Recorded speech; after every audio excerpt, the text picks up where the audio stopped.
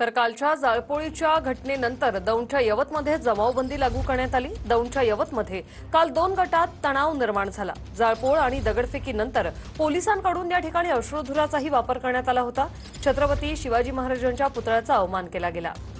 खऱ्या अर्थाने ती पुन्हा पूर्वपदावर आलेली पाहावयास मिळत आहे। आपण सदर ज्या ठिकाणी काल ज्या गावामध्ये परिस्थिती उद्भवली होती तेथे आहोत। आपण पाहू शकता की जे अजून देखील गाव कडकडीत बंद आहे। गावातील जी मुख्य बाजारपेठ आहे ती पूर्णतः बंद आहे। गावामध्ये अजून कोणत्याही स्वरूपाचं जे मार्केट आहे ते चालू झालेले नाही। आपण पाहू शकता की संपूर्णरित्या गावामध्ये अजून देखील शांतता पसरलेली दिसत आहे। एकंदरीतच जो पोलिसांचा बंदोबस्त आहे तो मोठ्या प्रमाणात लावलेला आहे।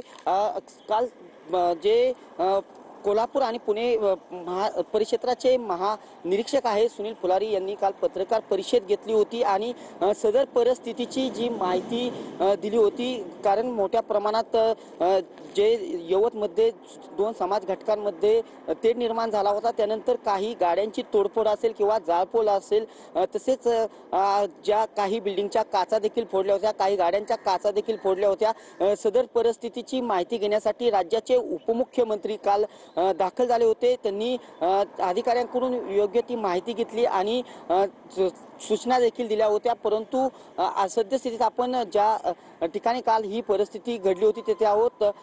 परिस्थिती पूर्वपदावर आली असली तरी पोलिसांकडून 144 कलम लागू करण्यात आलेला आहे। जमावबंदी करण्यात आलेली आहे। एकंदरीतच नागरिकांना एकत्र न येण्याचं आवाहन करण्यात आलेले